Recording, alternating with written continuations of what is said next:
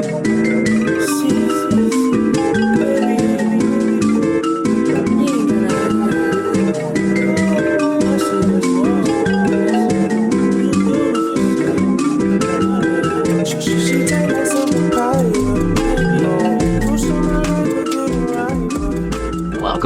It's the Koopa. It's the Mark. It's the guy. Let me go ahead and put my pop filter on. Hold on one second.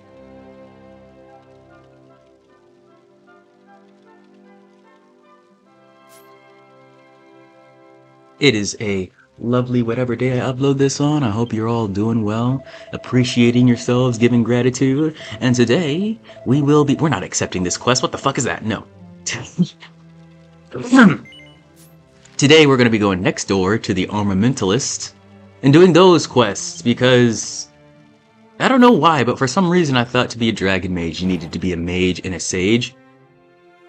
That is very wrong. It is actually the mage and the Armamentalist class that you need to max out for the good old dragon mage, and it's pretty fun group of vocation quests we got here. So we'll go ahead and do the first couple. I'll give you an overview of what the story's about and stuff. Essentially, no real spoilers here. I'll just give you a vast generalization of what's going on. So Armamentalists are essentially the captains of the sort of protectors of Astoltia. More of like attack guards for different kinds of monster attacks and different kinds of aids, and more like an armed militia. So, you know, Armamentalists, essentially, you know, it's like the magic knights, the attackers of the world. And then for the Veronard story here, they are actually paired with these other guys. These are the guards, the Royal Guard, which they just protect the castle. And to get your Armamentalist class, we are given an assignment. Essentially, we have to, I believe it's defeat a specific type of like a monster, essentially like most of these. And then report back, you know, show our strength and whatnot. And then once we actually get into the quest, you reach level 30, essentially what is going on is there's some random monster imports going on, and people don't understand what's happening. Who is doing this? What is the purpose of this? So you travel around to different continents. I know usually vocation quests have you go to different parts of Astoltia, but this vocation quest actually has you accept quests from the different royalty of Astoltia, which is pretty cool. You're kind of traveling all around for this one. And essentially you're just discovering where these foreign monsters are, where they're hiding, eradicating them, and uncovering the roots of this mysterious thing, because there's all these, you know, random wetty monsters just immigrating randomly. But yeah, that's what's going on for the nice and special Armamentalist quest. This is Unati, the vice guard, or vice Armamentalist captain, whatever you want to call it. Very awesome quest giver, very noble things, and like most of these quests, there's a little twist at the end, a little bit of misunderstandings, a little bit of a trickery, tomfoolery, manipulation that we have to work through, as in every Dragon Quest storyline in the MSQ. But I hope we're all having a good day today. I really didn't have a good topic to jump in on. I just decided to hop on the mic, give you guys a good quest or two. Feeling a little depressed about my living, my life, my situation, just because, you know, if you really just relax into everything, you notice that the world, like, feeds off of your chaos and stress. So when you just don't give it anything, you're either going to be stupidly bored, or, you know, you'll be pushed towards the drowning consumerist mindset, you know, like, oh, you're bored, buddy? Oh, you're sad, buddy? Go spend some money and then get yourself even deeper in the hole, you know? Oh, you're bored, buddy? Here's a deal. Here's a deal on vacations so you can get even deeper in the hole, but you'll feel a little better. And once again, I've mentioned this a couple of times, but I'm just trying to figure out a path, you know, a strict guideline to how to kind of disconnect from the natural processes of the American dream, because I didn't realize, but a lot of people are on just, you know, the roadway to destruction. There's no real, I don't know, guidelines for what to actually fucking do, you know, and breathe into. But it is what it is. It is what it is. We have to vibe on with what we have.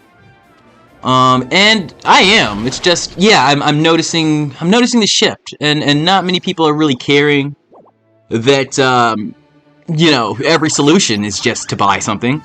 Every solution is just to, you know, spend more money or you know, do more things with more people. Nobody really looks inward in, you know, what we can change, not even in our behaviors, but, you know, in the thought patterns. You know, it's funny how nowadays we're actually, like, this used to be a joke, but thought crimes are actually a thing now, especially in European countries. It's a little bit weird. But yeah, I think on a personal level, definitely necessary. Definitely and certainly necessary. But what we've done nowadays with this age is we've sort of offshored that responsibility to the government. You don't have to be a parent. You don't have to be a parent and teach, you know, your children how to possibly influence themselves in their own actions through their thoughts, and, you know, thus lead by example. You can just leave that to the government. The government's supposed to teach them how to treat themselves well and be a good person to, you know, not only themselves but their own community. You as a parent are supposed to teach them that. The government is not, you know, that's not their job. And sure, you know, everybody on paper is cool with the whole taxpayer system and, you know, our dollars going towards, you know, making something better for everybody in the community. But I think now at this point with the internet and how much we've known, if you want to, you know, stay awake or gather facts on where the money is going in these countries, it's really not like for the benefit of the everyman, for the benefit of the every consumer. Like, it feels like you have to be some sort of royal king, guardsman, magical compatriots or something to even benefit from you know these things that they say the money is going directly towards. It's insane, man. Like, you know, small example is the housing. Small example is these crazy apartments that nobody's going to be able to buy with, you know, a job like mine. Humble little finance gig, work from home. And just starting out now, a lot of jobs are just kind of fucking you over because it's a seller's market, and then that's how it has to not has to operate, but, you know, we're all about efficiency nowadays. It's even me, you know, I can't get around that. I usually play like 2 video games at a time and watch a YouTube video. You know, I'd be on my morning walks and grinding in Dragon Quest. But now we've come to the point where if we're not being efficient, then it's seen as losing money. And that's on all aspects of life. And so we've sort of taken, you know, the humanity out of it. Now that we have AI, now that we have, you know, immigrant workers, and the work is much cheaper, then you're like, obviously you're gonna go with the more efficient route. I'm like, why would you not? What would stop you? So you have to remember, guys, it's not a one-all be-all street. I'm trying to create the rule book, the path, the guidelines to, you know, sustainably grind through this bullshit and not need any other, you know, self-validation. And then I'll just disappear, and you won't have to hear my stupid voice ever again, and it'll be fantastic. Because I think that's the real way to go. You gotta earn your money, you gotta earn your stripes, your cash, your investment, and then you have to be free. You gotta be free. I think there's a natural path that we all would walk without the incessant influence of, you know, basically all of our peers, everybody we look up to, our parents. Everybody has that way that they were just born to, and of course you're supposed to listen to these people. Of course you're supposed to acknowledge these people and allow them to let you grow. But so many times we take these opinions and criticisms to heart when reality, man, it's like your life. It's your life. You know what's good. You know what's bad. You know what you really want. You know what you really don't want. And all the thoughts in your head, all of the thoughts. I'm not saying some of them. All the thoughts were not put there by you. The only thing that is put there by you is the acknowledgement and the opinion on those thoughts. So you look at it that way. you can obviously take stake in you know, agency in your life, and just decide, you know, this is some bullshit that I don't want to deal with. This is some bullshit that I do want to do. Just based on the way you think about things, you know, the way you process and ponder over things. And oftentimes we don't do that in a healthy way. We lie to ourselves a lot. We distract ourselves a lot. So, I mean, if you want to go on this 1% journey of mine, I'd say this is the one tip that I'll tell you in this episode, and I'll get off my soapbox. Just go take a walk. Take a walk. Develop some thoughts. If you have a really big worry, this is really good because you can take a walk and then worry about that thing for the entire walk, and then when you're done, when you step back inside your house, guess what, man? It's over. It's all the worrying you need. You're finished. That's another phase. I indeed do like doing that. It's pretty fun to feel like you have a release.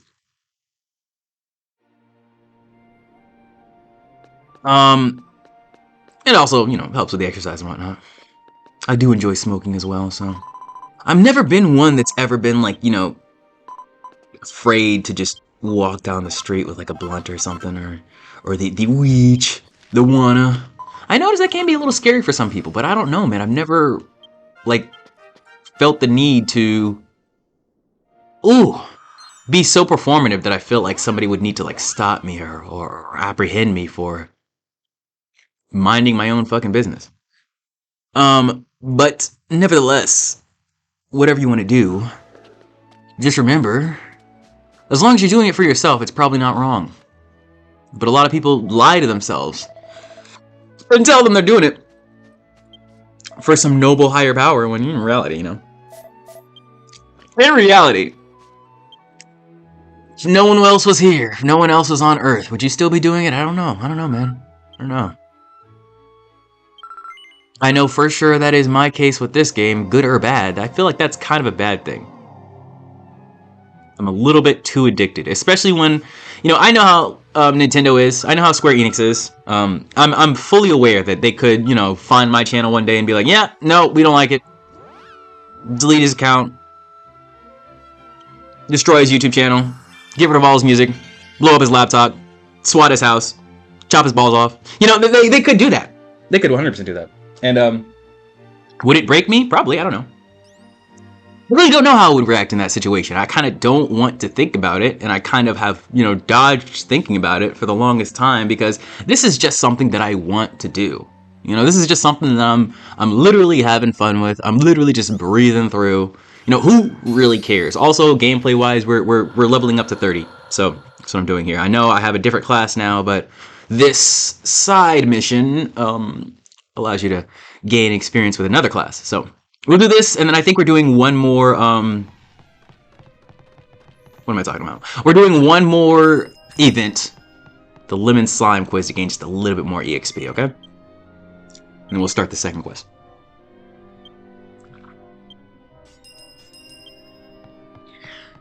But yeah, essentially, guys, no one's coming to save you. No one's coming to save you.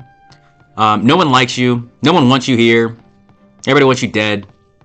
The world fucking sucks. So while we're here, while we have to be here, while we're trapped against our will on a game that we didn't choose to play, find a game that you do like playing. I'm not saying check out, but find a game that you do like playing. Also, this guy doesn't have a face. That's very cool. I mean, it's on his shirt, so he just put his face somewhere else. Find something you like to do, if I could finish this damn sentence. And, I'd say you gotta be obsessed a little bit. You gotta be obsessed, you have to have an elite level of narcissism, and try not to block the blessings, although I feel like strategically blocking blessings is how you get to the right one. Because, let's be real, guys. In life, there's no way you can just stockpile blessings and get them all. You have to take a couple L's. So, I think I have inherently turned a couple of blessings into L's because I don't want those blessings. Those blessings are stopping points. Those blessings are roadblocks. They are breaks. I don't feel like taking a break. I'm sorry. I don't. I want to keep going. I am trying to keep going. So, if you're with me, you know what to do. You know exactly what to do. Maybe you're finding that thing.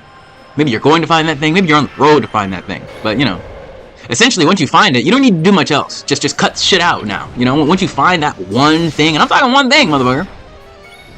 Hiking, biking, recording, camera, photography, art, whatever that one fucking thing is. It's not about adding more and more at that point. It's about cutting shit out. It's about getting rid of friends. It's about rejecting family. It's about a lot of lonely nights. It's about a lot of deleted apps, you know. It's a lonely chapter.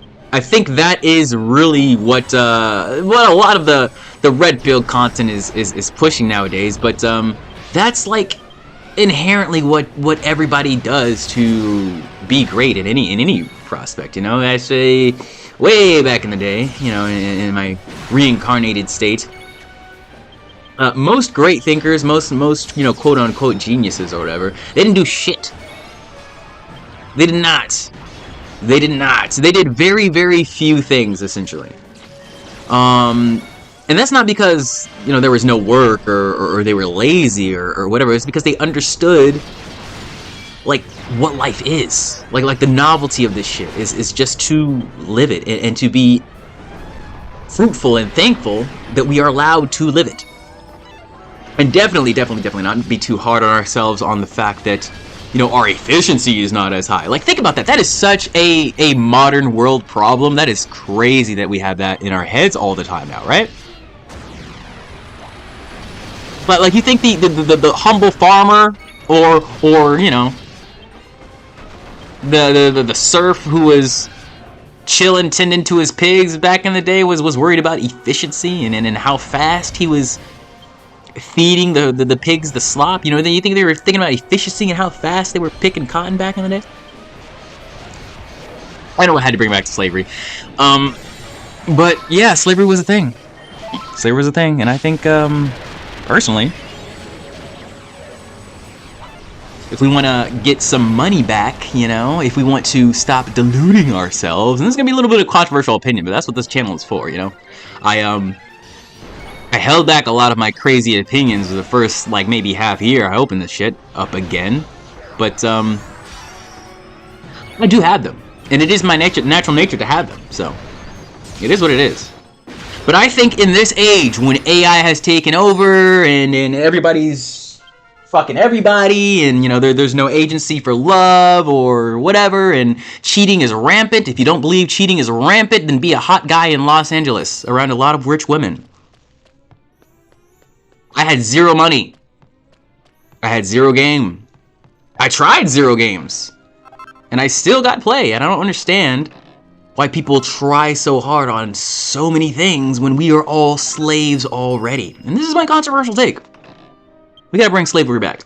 You gotta bring slavery back. It's not just a black thing. It's not just a white thing. Anybody can be a slave. And I feel like if you choose to be a slave, you know, life would probably go better for you. Life would probably make a lot more sense to you. So, you know, can we have opt-in slavery? It's basically like the military, you know? Same thing, right? I feel like that would solve the immigration thing, too. Because, like, we could just use American citizens instead of, you know, having to enslave immigrants, basically. I mean, that's what we're doing. We're paying them pennies to clean floors. I could clean floors. You could pay me nothing and just, you know, give me a house, give me rent, give me food. I don't care. I would love that. This is why I'm not actually scared of jail. You know, that's probably why I'm walking outside with a blunt all the time. Because I'm not afraid of that stupid shit. I know how to talk to people. Guess what cops are? Yes, I know this is going to be crazy to you, but they are also people. So if you know how to talk to a reasonable person, you're not going to be afraid of a cop shooting you. And that's the thing, guys. We need to bring back slavery because people don't know how to be regular people anymore because, you know, we're all retards who didn't get raised by anyone but a laptop, but an iPad. And that doesn't tell you how to communicate with people.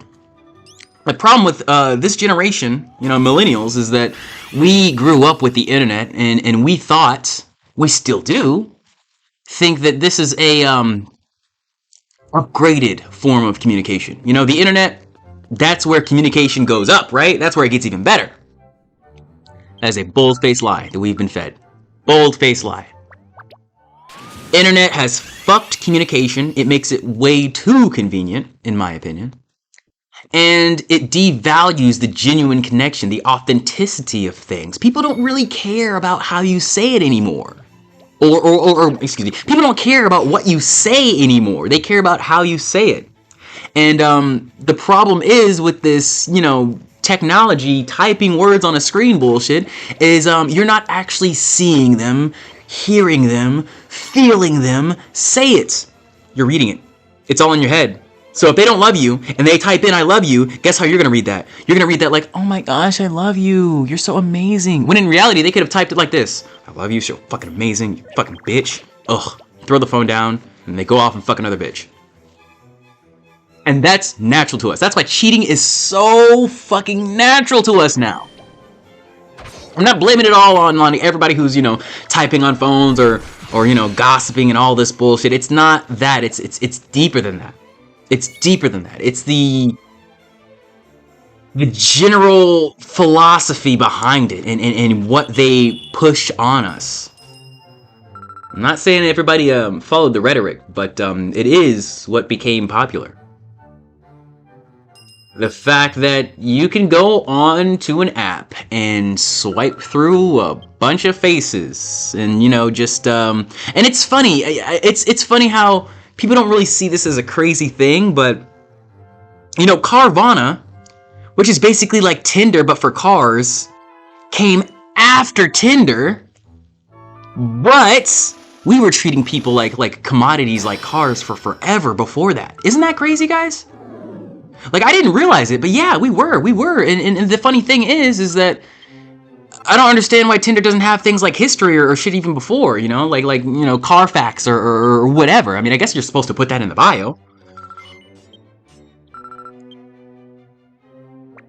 But yeah, it's kind of crazy how we've metagamed dating so fucking hard that it literally has no meaning anymore. It's just like when I play this game so much, I don't even look at the screen sometimes when I play this game nowadays. Like, I'm so detached from everything happening, and you can see how good these graphics look. You can see how amazing it is. You can see how long I've played this game. I'm so detached from it. I don't care. I give nothing, and that's exactly what dating has done to it. We're detached from love. It doesn't mean anything anymore. It's a commodity, It's just some shit that some people have and some people don't, When in reality, this is Maslow's hierarchy of needs. We cannot convenience our way out of this. There is no oxytocin pill that you can take to get a hug. There's none of that. We need physical touch, and we are the least touched generation. All this, the gay shit. It kind of got exasperated in the 70s and in the 60s. Yeah, but beforehand, Christianity was very gay. It's very gay. It still is, actually, just kind of secretly. And they kind of deleted a lot of this history from time, but yeah, we're all pretty gay.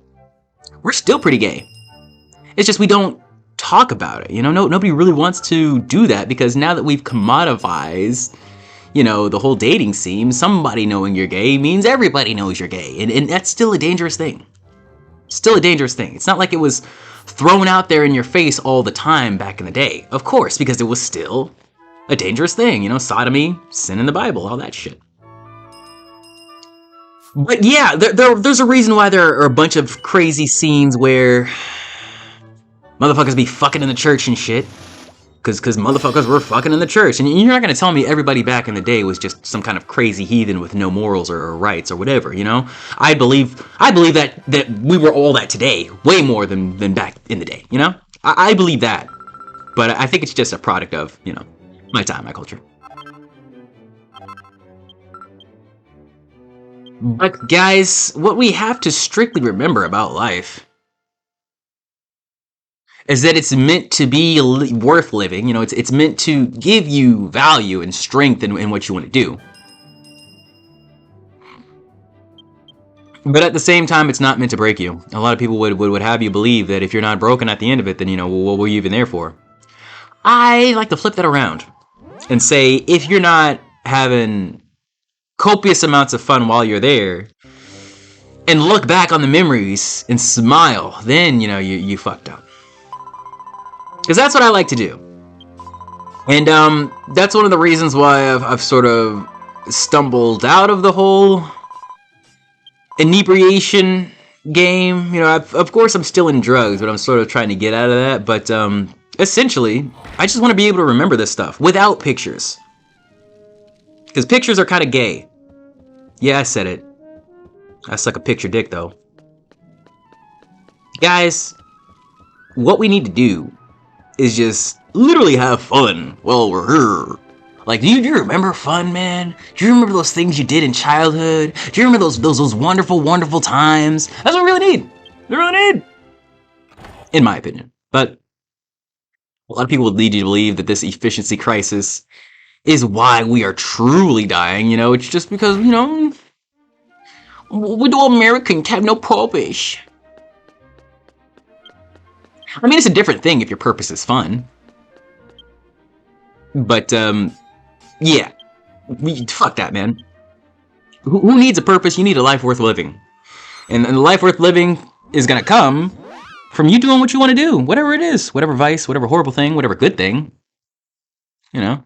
I used to feel bad about myself because I liked helping people too much, and I felt like that was kind of a vice that led me to be a little bit abused, a little bit of a pushover.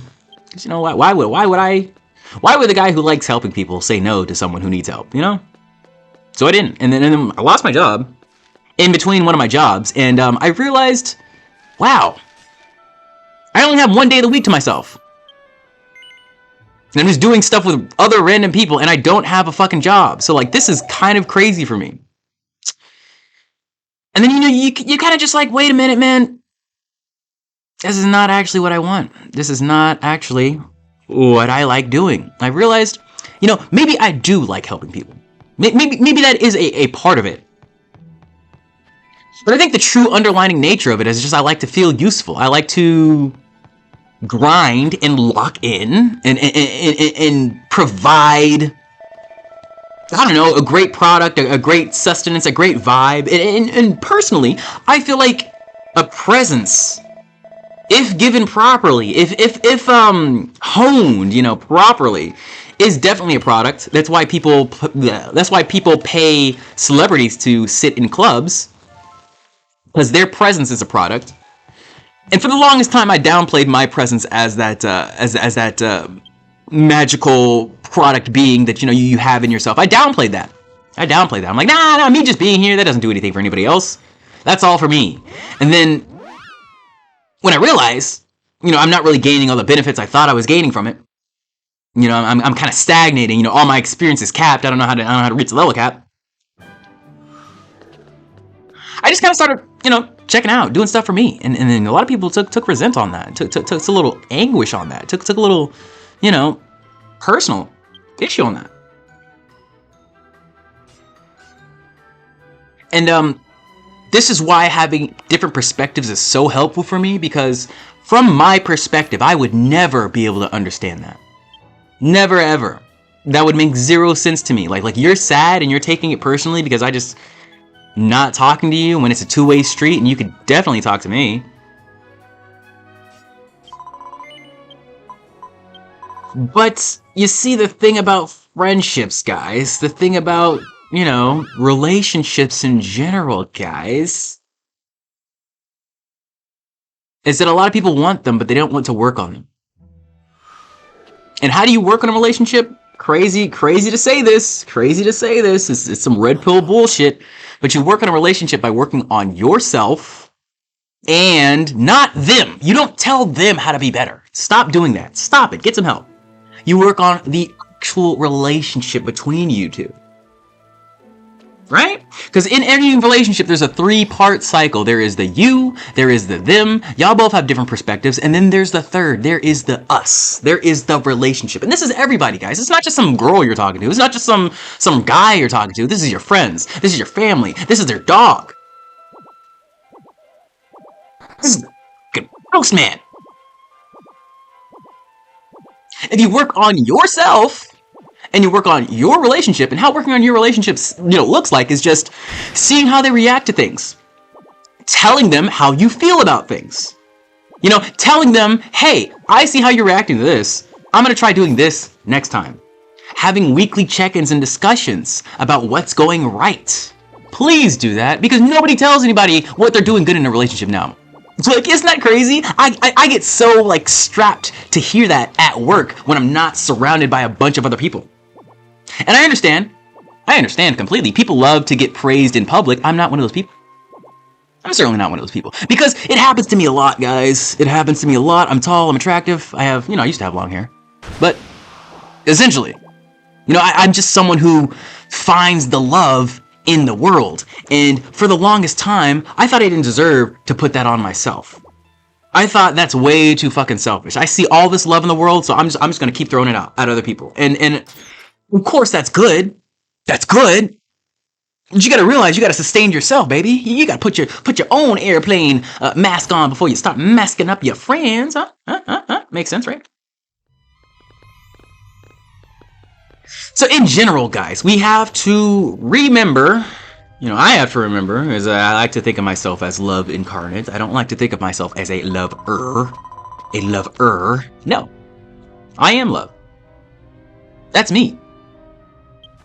I do nothing but it, And sometimes my love turns into hate, hateful force, because of the things I love. To protect. To drive out evil and drive in truth. And that is what a lot of my love comes in the form of, Nowadays, we try to preach towards more of my own truth. Before I was trying to find, the inherent universal. And that kind of just leaves me in a depressed state because, wow, we are in a horrible place right now.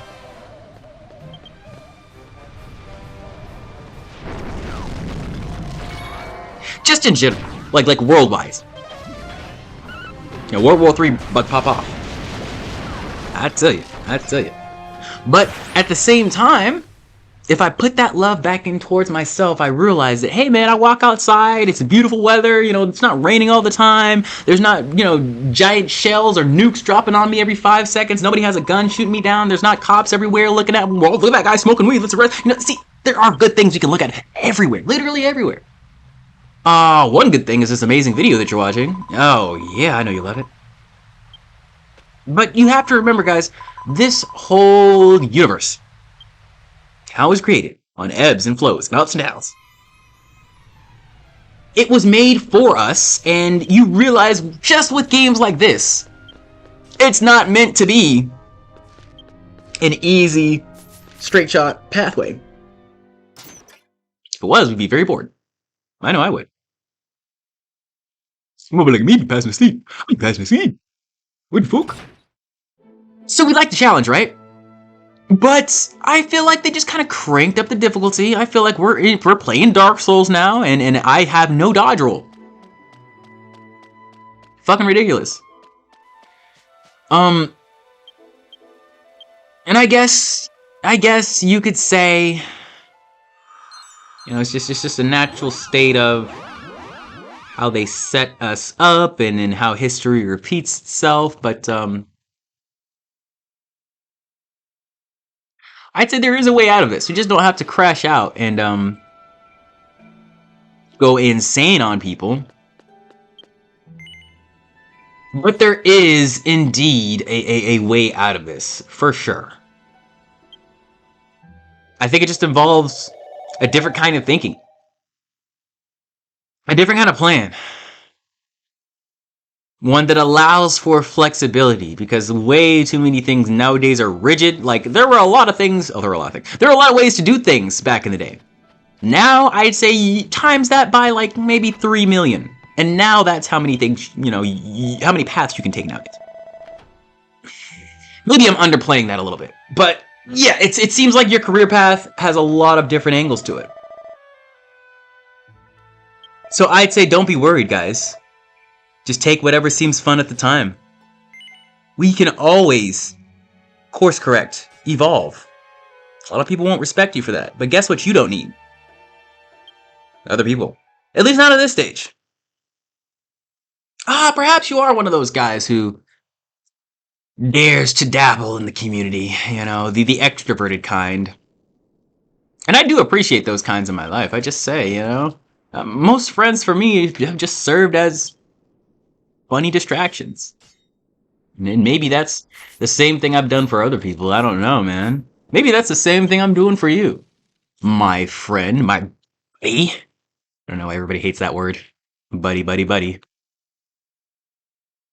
But we're back at the castle. Goodness gracious, what a day, huh? We talked a lot. We discussed a lot of things. Mostly about the economy, about the horrible things that are happening around us. But guys, I assure you, we'll make it through. We'll make it through. Whatever way we want to. It doesn't really matter where you started. As long as you just try and you grow, you're going to get somewhere different. Now, I'm not going to say we're all going to get $1 million because that is fucking stupid and nobody should be telling you that.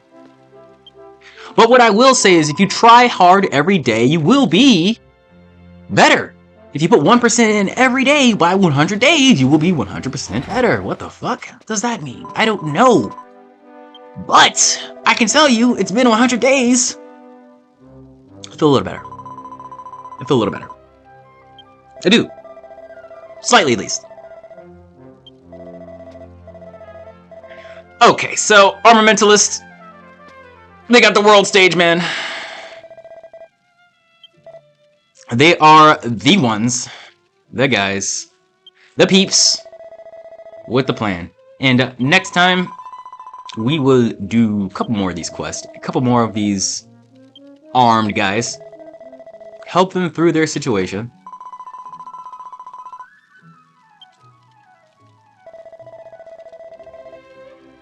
And I feel like this does definitely compare a couple of relatabilities to what is going on now with the whole immigration crisis things. But yeah, essentially, Norin is our guy. He's our dude. So he's supposed to join the Armamentalists. They had a promise back in childhood, but he's not doing it yet, and you'll see why. It's oftentimes that things like this happen in real life just because of how media portrays it. You know, people just don't tell people integral details about what happened because, like, oh, you left that one time and then I did this crazy shit, and I'm just never gonna tell you. Digital generation. But, I think it did happen like this back in the day a lot, quite a lot too. Can't prove any of that, but, just my intuition. Anyways, guys, I really enjoy you sticking by here, sticking it to the man. Everybody have a good whatever day I decide to upload this on. Slide. And I will see you next time. You want to drop a little sub? You want to drop a little like, baby? You want to drop a little sub? You like? You want to like your sub? Like you? I'd like you to sub.